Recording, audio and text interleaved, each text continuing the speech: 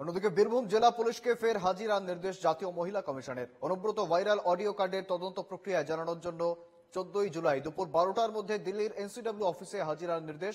তবে এবার শুধু বীরভূমের জেলা পুলিশ সুপার নয়, সঙ্গে অতিরিক্ত পুলিশ সুপার বোলপুর ও ভাইরাল অডিও কাণ্ডের আইও রিকি আগরওয়ালকেও ডেকে পাঠিয়েছে জাতীয় মহিলা কমিশন। অনুব্রত কাণ্ডে এর আগে পুলিশের দেওয়া রিপোর্টে সন্তুষ্ট না হওয়ায় 1 জুলাই বীরভূম পুলিশ সুপারকে দিল্লিতে ডেকে পাঠিয়েছিল এনসিডব্লিউ। কিন্তু জেলায় প্রতিনিয়ত বোমা উদ্ধার, বোমা বিস্ফোরণের মতো ঘটনার কারণে 6 জুলাই পর্যন্ত কেউ দিল্লি যেতে পারবেন না বলেই ইতিমধ্যে এনসিডব্লিউকে চিঠি দিয়ে জানিয়েছিলেন বীরভূম পুলিশ।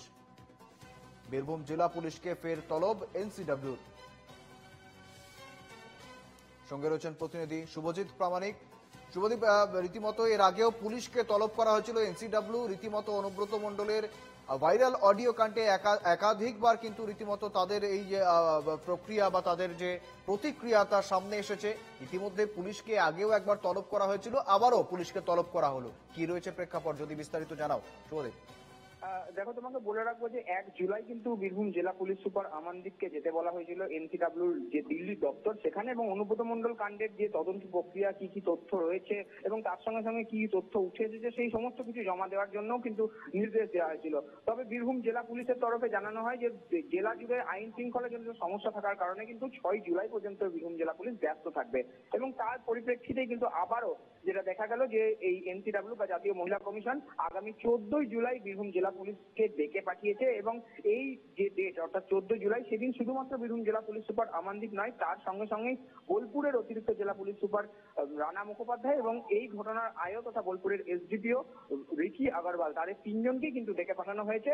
এবং সমস্ত যাবতীয় যে তথ্য এবং যা যা তদন্তে উঠে এসেছে, অর্থাৎ যে ভিডিওগ্রাফি করা হয়েছে থেকে শুরু করে যাদের যাদের অভিযুক্ত কেন ফোন নেওয়া হয়নি, অভিযোগকারীর যে ফোন নেওয়া হয়েছে সেগুলির ফরেনসিক টেস্ট করার পরে কি তথ্য উঠে এসেছে, এবং সার্বিকভাবে যাদেরকে জিজ্ঞাসাবাদ করা হয়েছে অর্থাৎ অনুব্রত মণ্ডলকেও থানায় এসে জিজ্ঞাসাবাদ করা হয়েছিল, তার কাছ থেকে কি পাওয়া গিয়েছে সেই সমস্ত সম্পর্কিত সমস্ত তথ্য সহ যে ভিডিও করা হয়েছে এই বিষয়গুলি নিয়ে সেই সমস্ত ভিডিও কিন্তু জমা দিতে হবে, এমনটাই কিন্তু জানানো হয়েছে।